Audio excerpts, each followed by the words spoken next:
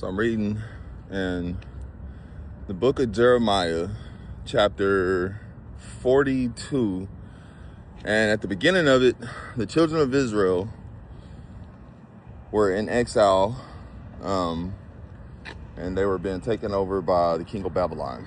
Well, some of those children of Israel were allowed to stay in the land of Judah, and they weren't exiled out of the land, but the land was destroyed. And so Jeremiah was able to get back out of prison to the land of Judah around the remnant of Israel. So they come to him and they say, you know what, man, like, we want a word from God. So go and ask God what it is he has to say about the situation. And no matter what it is, we're going to listen. And we hope that, you know what I mean, God understands that, you know, his word is going to be taken as something from a faithful and true witness, you know what I mean? And also from someone that we recognize to be a prophet of the Lord. So Jeremiah's like, okay, I'm going to go and pray. And whatever God tells me, I'm going to tell you word for word. And you can feel how you feel, but just remember that you said that you wanted a word from the Lord, right?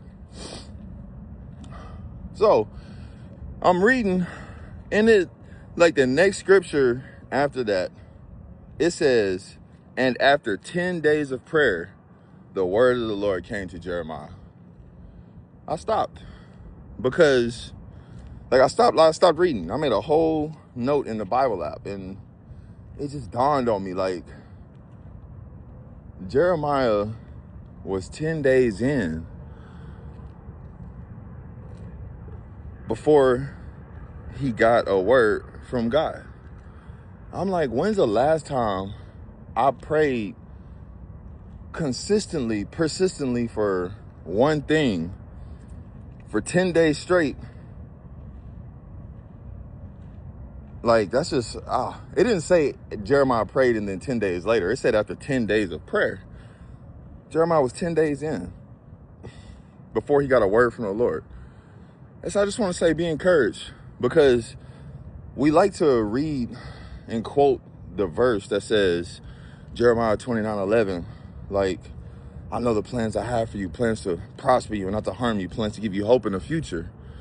But I've never heard 42:7, then after 10 days, the word of the Lord came to Jeremiah. I've never heard anyone quote that. It's like, that's not to say, you know, we've never heard that concept that, like, hey, pray continually, you know, because obviously fasting, we're about to go into the beginning of the year after Christmas. 21 days of fasting, things like that. But this was like,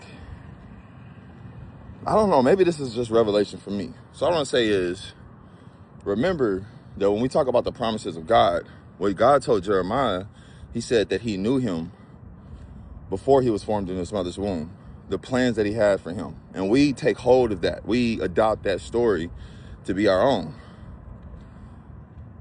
But don't forget that that same character, that same story arc, that same person, that same promise came from the same being. It came from the same God who, it took him 10 days over a single persistent prayer to give a word.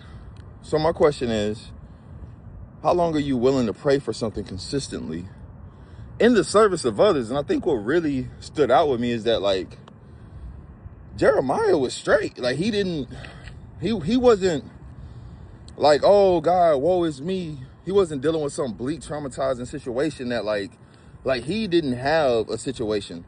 People came to him, and in service of walking in his calling as a prophet unto the nations, he said, you know what, I'm gonna pray for 10 days. And it says after 10 days of prayer. And it doesn't say that's the only thing he was praying about. And he could have already been like, all right, well, you know, they asked him, hey, you get a word from God. He probably was like, well, I'm finna go pray for the next 12 days. So yeah, I'll throw that in there. So he was probably already doing, like, you know what I'm saying, like, days of prayer, a time of prayer. But